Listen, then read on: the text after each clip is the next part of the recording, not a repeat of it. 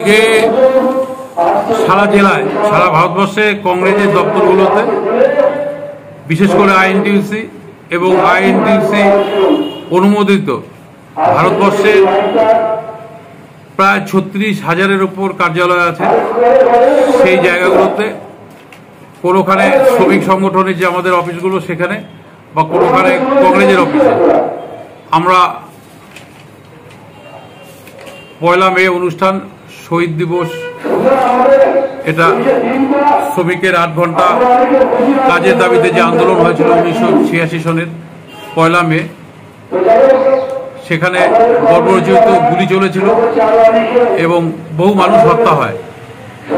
পরবর্তীকালে 1989 সনে প্রথমে ইউরোপ দেশ একটা সম্মিলিত সিদ্ধান্ত নিল যে এই দিনটাকে শহীদ দিবস হিসাবে পালন করা হবে এবং পাশাপাশি এটাও একটা আনন্দের দিন যে ওই 1 মের আন্দোলনের পরে শ্রমিক আগে যেমন 14 ঘন্টা 16 ঘন্টা মালিকরা চাবুক মেরে কাজ করিয়ে নিত, সেই অধ্যায়টা শেষ হয়ে শ্রমিকের 8 ঘন্টা কাজের দাবি এসেছে। পাশাপাশি এ কথাও ঠিক, বর্তমান ভারতবর্ষে দাঁড়িয়ে 10 বছরের মোদী সরকারের আমলে আমরা দেখছি একটা মানুষ মেয়ের বিয়ে দিচ্ছে, কি ছেলে ব্যাংকে চাকরি করে। আমরা দেখছি সেই ছেলেটাকে সকাল 8টায় গিয়ে 9:30টার মধ্যে ব্যাংক খুলতে হয়, রাত 9টা 10টায় যেতে হয়, অর্থাৎ 12 থেকে 14 ঘন্টা। এখন ই কমার্সের যুগে কর্পোরেট জগতেই এই কাজটা সৃষ্টি হয়েছে, যেটা আমাদের ভারতবর্ষ নয়, পৃথিবীতে যে নিয়মটা হয়েছিল 8 ঘন্টা কাজ এবং 8 ঘন্টার মধ্যে 1 ঘন্টা বিশ্রাম আহারের জন্য, সেই অধ্যায়টা কিন্তু শেষ। এটা একটা আমাদের গভীর দুশ্চিন্তার বিষয়, সেটাও আমরা আজকে আলোচনা করলাম যে 12 ঘন্টার 14 ঘন্টা কাজ করিয়ে নিচ্ছে এখনকার দিনে শ্রমিকদের, বিশেষ করে ই কমার্সে যারা গিগ ওয়ার্কার, যারা ডেলিভারি, যারা জোম্যাটো, যারা ওলা গাড়ি চালায়, উবেরায় গাড়ি চালায়। আজকে বিভিন্ন ই কমার্সের সংস্থায় আমরা সেখানে মালিককেই খুঁজে পাচ্ছি না, সেখানে একজন ম্যানেজার থাকে। শ্রমিক যদি বলে, গিগ ওয়ার্কাররা যদি বলে যে আমার কাজটা 8 ঘন্টা হবে, তাহলে পরবর্তীকালে তার ফোনে কোনো রকম অর্ডার যাবে না, অর্থাৎ তার আইডিটা লক করে দেওয়া হবে। সে যদি বলে, আজকে দিল্লির বুকে প্রায় মাথাভাঙ্গা শহরের 4টা-5টা ওয়ার্ড নিয়ে এক একটা কলোনি, কলোনি বলতে বস্তি নয়, কলোনি বলতে ওখানে 10তলা 12তলা কলোনি, যেমন সেই সব গৌতম বুদ্ধনগরে যেসব কলোনি আছে, যাতে আমাদের মিনিস্টার লেভেলের লোকজনরা, বিচারপতি, প্রশাসনিক লোকরা এই কলোনিতে বসবাস করে। তা একটা কলোনিতে প্রায় মোটামুটি 10টা গেট থাকে। কেউ বললো 6 নম্বর গেটে অমুক ব্লকে আমার অর্ডার, দেখা গেল রাত 10টায় অর্ডার দিল, রাত 10টার সময় কলোনি এলাকাগুলো 9টা গেট বন্ধ হয়ে একটা গেট শুধুমাত্র চালু থাকে। তাহলে ওকে যে ওই পথ অতিক্রান্ত করে প্রায় 3 কিলোমিটার ঘুরে এসে ওই খাবারটা দিতে হচ্ছে, তার জন্য সময় যাচ্ছে, দেরি হচ্ছে, এবং ওই তেলের পয়সাটা কিন্তু সে পাচ্ছে না। সে যখন তার ম্যানেজারকে বলছে, ম্যানেজার বেশি বললে আইডি লক করে দিচ্ছে, কাজ হারা হয়ে যাচ্ছে। এরকম ভাবে জোম্যাটোতে এরকম হয়েছে। দিল্লির গুরুগাঁওয়ের বুকে একটা বড় ব্যাপক আন্দোলন করে পরে আমরা বাধ্য করেছি। এবার জাতীয় কংগ্রেস তার নির্বাচনী প্রতিশ্রুতিতে ইস্তেহারে বলেছিল গিগ ওয়ার্কারদের সামাজিক সুরক্ষা দেওয়া হবে। সামাজিক সুরক্ষা মানে তার নিরাপত্তা, তার কাজের শেষে তার যাতে 60 বছর পরে সে পেনশন পায়, এবং কাজের মধ্যে করতে গেলে হাত পা ভেঙে গেলে সে যাতে ক্ষয়ক্ষতি পায়, এবং তাকে টোটালি সামাজিক নিরাপত্তার মধ্যে নিয়ে আসা। তো এই বিষয়টা একটা গভীর উদ্বেগের বিষয়। আমরা আগামী 3রা মে পৃথিবীর বৃহত্তম শ্রমিক সংগঠন ভারতীয় রাষ্ট্রীয় মজদুর কংগ্রেস, তার 78তম প্রতিষ্ঠা দিবস আগামী 3রা মে আছে। এইখানে আর একটু বড় করে প্রোগ্রামটা আমরা সকালে করব, তাতে প্রদেশের আইএনটিইউসির নেতৃত্ব যারা তারা থাকবেন, এবং সেই প্রোগ্রাম এখান থেকে দিনহাটাতে তুফানগঞ্জ এবং পরবর্তীকালে চ্যাংড়াবান্ধায় বড় একটা সমাবেশ করে আমরা সম্পন্ন করব। আমরা প্রতিনিয়ত লড়াই করছি, শুধু মে দিবসে আমরা শহীদদের আত্মার স্মৃতিতর্পণ করলাম, তাদের আত্মার শান্তি কামনা করলাম এবং মানুষের কাছে বার্তাটা পৌঁছে দিলাম। লোক সংখ্যা এখানে বড় কথা নয়, এখানে বড় কথা হলো আমরা একটা উদ্যোগ নিয়ে সারা ভারতবর্ষে এই কর্মসূচিটা আমরা বিভিন্ন স্তরে বিভিন্নভাবে, কোনোখানে রক্তদান শিবির, কোনোখানে হাসপাতালগুলোতে, জেলখানায় ফলমূল বিতরণ, এরকম কর্মসূচির মধ্য দিয়ে আমরা পালন করছি। এবং 3রা মে যে আইএনটিইউসির প্রতিষ্ঠা দিবস ৭৮তম, সেই অনুষ্ঠানটাও অনেকটা জাঁকজমকের সাথে আমরা করব। আজকে আইএনটিসির পক্ষ থেকে এবং মহকুমা কংগ্রেস কার্যালয়ে ব্লক কংগ্রেসের সভাপতি এখানে কৃতীন্দ্রনাথ বর্মন আছেন, তিনি কংগ্রেসের পতাকা তুললেন। আমরা আইএনটিসির পতাকা তুললাম এবং আইএনটিসির কংগ্রেসের সবাই মিলেই, আইএনটিসি তো আর তৈরি হয় না, ব্যাংকের একজন এমপ্লয় সেও আইএনটিসি, এলআইসির এমপ্লয় সেও আইএনটিসি, রেলের এমপ্লয় সেও আইএনটিসি, অর্থাৎ ট্রেড ইউনিয়ন করি আমরা। একটা ব্যবসায়ী দোকান চালু করতে গেলে পৌরসভার থেকে একটা কনসেপ্ট, মানুষের ধারণা একটা ভুল যে হয়তো টোটোওয়ালারাই আইএনটিসি করে, হয়তো মুটিয়া মজদুররাই আইএনটিসি করে, তা না। একটা দোকান চালু করতে গেলে আগে ট্রেড লাইসেন্স দরকার হয় গ্রাম পঞ্চায়েত বা পৌরসভার, তাহলে সে ট্রেড লাইসেন্স নিয়ে ব্যবসা করে। আমরা ট্রেড ইউনিয়ন করি।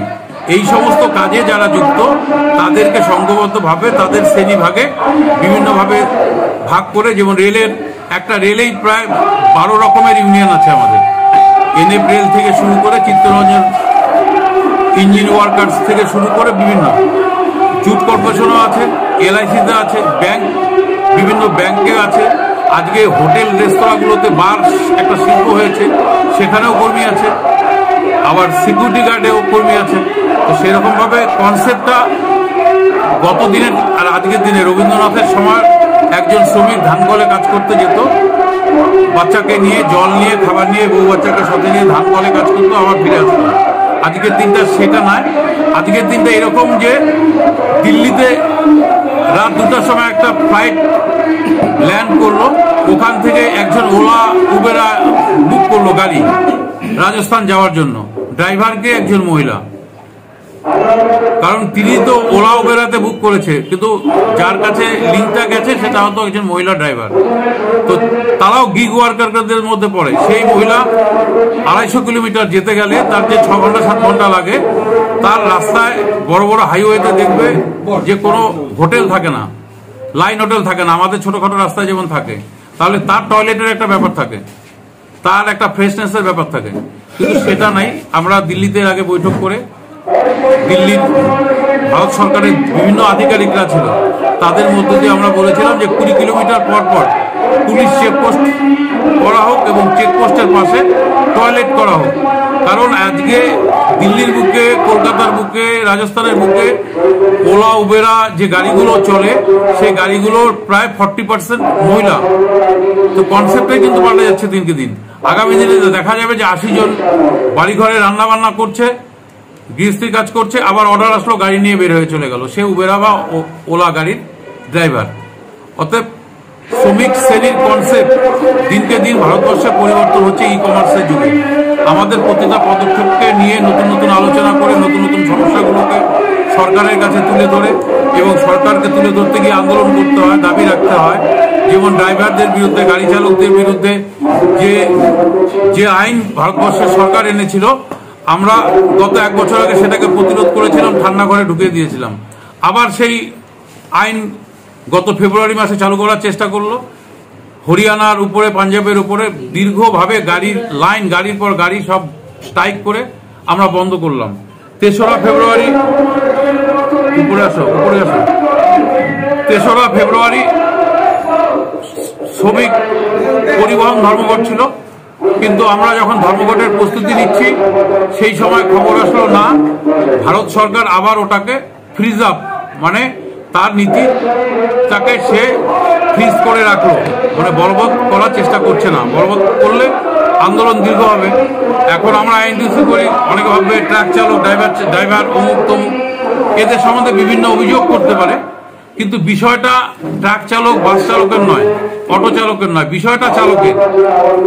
যে মানুষটা অটো চালায়, যে মানুষটা নিজের প্রাইভেট গাড়ি চালায়, যে মানুষটা নিজের মোটরসাইকেল চালায়, সেই মানুষটা যদি কোনো দুর্ঘটনা ঘটায়, তার হাতে যদি কোনো শিশু মৃত্যু হয়, তার জেল হবে 20 বছর, 5 লক্ষ টাকা ফাইন হবে, ড্রাইভিং লাইসেন্সটা সারা জীবনের জন্য ক্যান্সেল হয়ে যাবে। তাহলে টাকা 5 লাখ দেওয়া যাবে, ড্রাইভিং লাইসেন্সটা না থাকলে সে আগামী দিনে কি করে খাবে?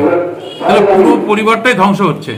কেউ যদি দেখা যায় গাড়িতে স্মোক করছে বা ড্রিঙ্ক করছে, একদিন ধরা পড়লে প্রথম দিন 5,000 টাকা ফাইন, 7 দিনের জন্য লাইসেন্স বাজেয়াপ্ত, দ্বিতীয় দিন ধরা পড়লে 3 মাস লাইসেন্স বাজেয়াপ্ত, 10,000 টাকা ফাইন, এবং চতুর্থ দিনে যদি ধরা পড়ে ফাইনের পরিমাণটা দাঁড়াবে 50, 1 বছরের জন্য লাইসেন্স তার বাতিল। অতএব এই যে ড্রাইভারদের বেশি বললাম না, অল্প আকারে চালক অর্থাৎ চালক, সে অন্যের গাড়িও চালাতে পারে, নিজের গাড়িও চালাতে পারে। চালকদের ক্ষেত্রে এই আইনটা ভারতবর্ষের মোদির একটা ফ্যাসিস্ট সরকার এনেছে, যেটা অগণতান্ত্রিক। বিগত দিনের কংগ্রেসের যে নীতিগুলো, কংগ্রেসের যে শ্রমিক নীতি, সমস্ত নীতিকে লঙ্ঘন করে চলছে মোদীর সরকার।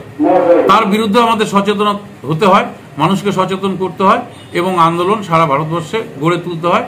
এবং পৃথিবীর বুকে আমরা আজকে গ্লোবাল ট্রেড ইউনিয়ন যেটা, তার নেতৃত্ব দিই আমরা, কারণ আমরা পৃথিবীর সব থেকে বড় শ্রমিক সংগঠন। শুধু এশিয়া নয়, সারা ইউরোপে আইএনটিউসি নেতৃত্ব দেয়। বিভিন্ন শ্রমিক সংগঠন আছে, কিন্তু নেতৃত্ব leadership by INTUC of India.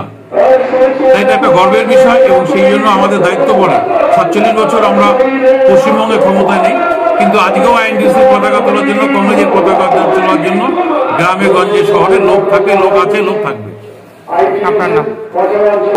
Biswajit সরকার, কোচবিহার জেলা আইএনটিউসি সভাপতি ও রাজ্য কংগ্রেসের সদস্য।